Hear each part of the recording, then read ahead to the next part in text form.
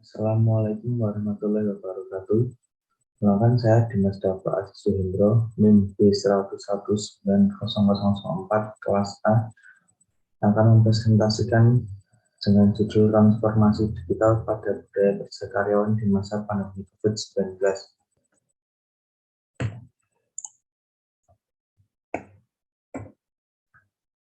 Latar belakang.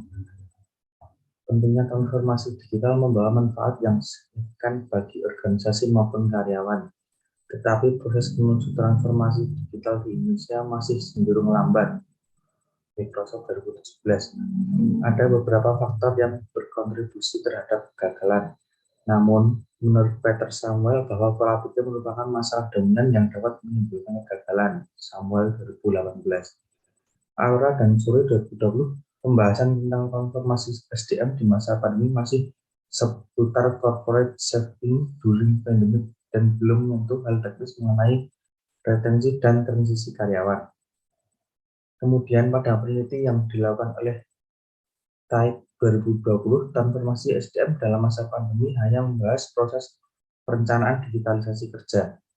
Dengan demikian, melihat pentingnya transformasi digital pada masa pandemi yang sangat berpengaruh dalam perekonomian perusahaan sebagai dorongan terhadap budaya kerja untuk meningkatkan pengetahuan digitalisasi karyawan dalam suatu perusahaan.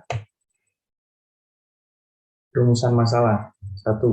Bagaimana pengaruh dari adanya transformasi digital terhadap budaya kerja karyawan pada masa pandemi COVID-19? 2.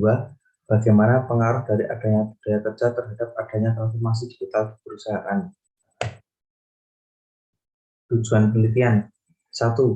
Untuk mengetahui pengaruh transformasi digital di suatu perusahaan.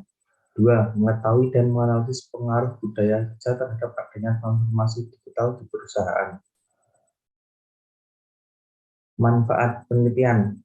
Secara teoritis, penelitian ini bisa dijadikan landasan dalam mengembangkan model penelitian mengenai pengaruh transformasi digital pada budaya kerja karyawan yang lebih komprehensif dengan objek yang lebih luas. Secara praktis, penelitian ini diharapkan dapat menjadi bahan masukan bagi suatu perusahaan. Secara akademik, penelitian ini memberikan manfaat bagi penulisan dalam mengembangkan wacana mengenai manajemen sumber daya manusia, terutama dalam pengaruh transformasi digital pada budaya kerja karyawan. Tinjauan teori.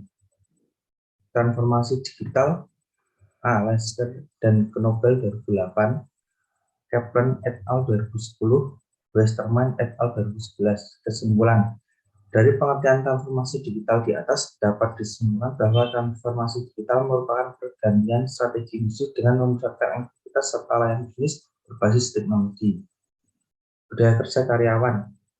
A. Rahadi 2010, B. Berliani 2008, 5. C. Muljono 2005. Kesimpulan. Budaya kerja merupakan kebiasaan yang dilakukan berulang-ulang oleh karyawan dalam perusahaan. Pelanggaran terhadap kebiasaan ini memang tidak ada sanksi tegas. Indikator pengukuran variabel transformasi digital. A. Reliability, keandalan. B. Responsiveness, daya tanggap. C. Planning, perencanaan. D. Monitoring, pemantauan. Jadi indikator atau pengukuran untuk variabel S1 terdiri dari 4. Budaya kerja karyawan. A. Ketepatan waktu. B. Profesionalisme. C. Kepuasan. D. Kedisiplinan. E. Perilaku. F. Tanggung jawab. Jadi indikator atau pengukuran variabel terdiri dari 6 bagian. Faktor yang mempengaruhi transformasi digital. Hasil penelitian ini ada beberapa faktor yang mempengaruhi digital dalam industri global. Faktor tersebut antara lain faktor manusia atau SDM, faktor teknologi, keterkaitan TI, dan strategi bisnis kemampuan digital oleh Kwon dan Park 2017.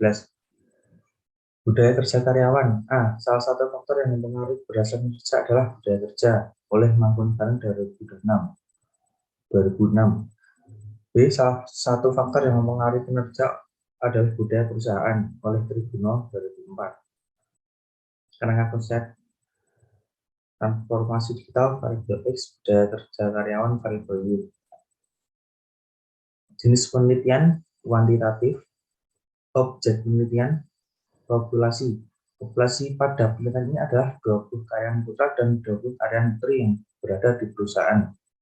Sampel pada penelitian ini adalah 20 karyawan putra dan 20 karyawan putri yang berada di perusahaan. Teknik sampling, pengambilan sampel diambil secara total sampling, yaitu dengan teknik pengambilan sampel yang memberikan peluang yang sama bagi setiap unsur atau anggota populasi untuk dipilih menjadi anggota sampel dengan jumlah sampel.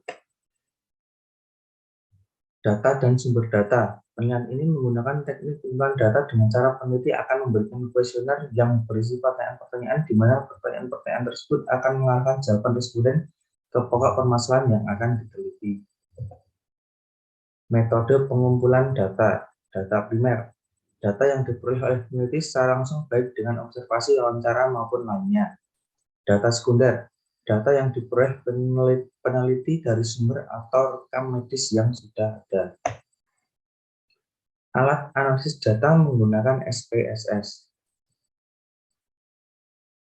Penyajian hasil analisis. Penyajian data analisis menggunakan pendekatan secara deskriptif, di mana penelitian deskriptif dilakukan untuk mendeskripsikan suatu gejala, peristiwa, dan kejadian yang terjadi secara faktual, sistematis, dan akurat. Sekian presentasi dari saya. Wassalamualaikum warahmatullahi wabarakatuh.